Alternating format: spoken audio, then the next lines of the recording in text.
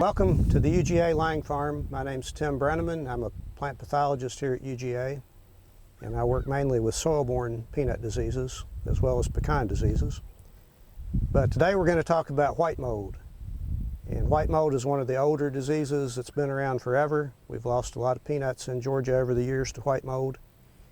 And it's the middle of August right now. We've had some hot, steamy conditions, frequent showers, which is very favorable for white mold. And I'm surrounded by hits right here in this field that we're going to pull some up in a few minutes and look at. The main way we control white mold in peanuts is with fungicides. We do have some varietal resistance. Georgia 12Y is our main resistant variety, and it's sort of resurging in popularity, but it has not been one of our main cultivars. Georgia 06G, which we predominantly grow, is very, very susceptible to white mold, as well as many other diseases. So that brings us back to using fungicides. We have good fungicides to use. However, sometimes they don't do the job that we expect them to. And that's part of the case here. Some of these peanuts have been sprayed. We'd expect very good control, and yet we're seeing these dying peanuts, and we wonder why. And one of the main things we're looking at in this project is fungicide resistance. And these products we're using for white mold control, many of them have been on the market now for about 25 years. So we've got a lot of years of exposure. We didn't used to spray cotton, we didn't used to spray corn, our main rotational crops. We're now using these same fungicides on cotton, on corn, as well as peanuts. So we're getting year after year of exposure to the same chemistries. So I've got a graduate student that's funded by this project, Jessica Bell from Turner County, and she has collected several hundred isolates from peanut fields last year, doing the same this year when we have particularly problem fields that have been treated, and even though they've had good products put on them, we still see white mold occurring. She goes and isolates the fungus from those spots, and we're going to determine the sensitivity of those isolates to the different compounds that we're using in the fungicides to control it.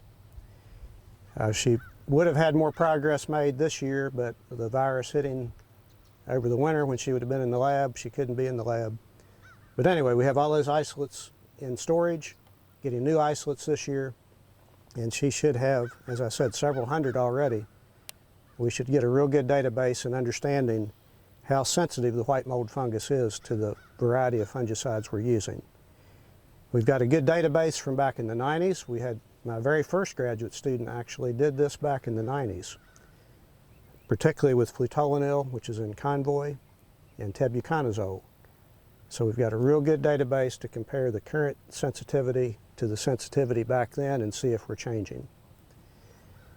The other aspect of her project, there's been documented cases where products have been applied multiple times to soil. And white mold is a soil-borne pathogen, so what's taking place here is down in the soil, down around the stems or even around the pods. And there's been documented cases where when products have been used that it changes the microbes in the soil, because one of the main ways we lose pesticides, be it herbicides, fungicides, insecticides, one of the main ways we lose those is from biodegradation. There's organisms that break them down. So there's been documented cases where with repeated applications of a certain class of chemistry, the microbes in the soil adapt to those and they start breaking them down more rapidly. So a big part of disease control is putting a fungicide down there and then having it last long enough to control disease. And so what she's looking at is comparing fields with different exposures. We've got, and this is a perfect place to do it, we've got fields all around us right here on the experiment station that have basically the same soil type, that have had different histories of use with these products. Some of these fields have never had a fungicide applied to them. Others, like this field here, has had some of the same products applied year after year after year. So she's going to take soil from all these different fields and compare the rate of degradation of the different classes of fungicides and make sure that they're lasting long enough in the soil to do the job. So soil-borne diseases are tricky to do. Sometimes you have disease out here in the field from the soil-borne disease, and it's just because the fungicide never got down to where it needed to be. Because we're spraying over the top, we're controlling the disease that's down in the soil. And so if we don't have the material washed off, if we don't use something like a night spray to penetrate the canopy, the fungicide just may not get to the target. But if it does get there, we're still not controlling disease, then we're looking at things like the resistance or biodegradation and help us to try to understand this whole system better. When you see a patch of peanuts dying in the field, there's a number of things that can cause that. In this case, I'm sure it's white mold. White mold attacks certain plants and gets started, and then it grows down the row. So these plants have been killed, and now it's growing. You can see the active white mold in mycelium down here on these plants as it's actively growing and continuing to kill more plants as it marches down the road. So that's the nature of the beast, and when you pull these up, you can see all the white mycelium down here. It's not a root rot, but it attacks these lower stems and the pods. And you can see the fact that these pods are gone. There should be a good pod load on these plants, and I'm sure at one time there was, but the white mold has effectively rotted those. You can see the rotted vines. These will soon be dead.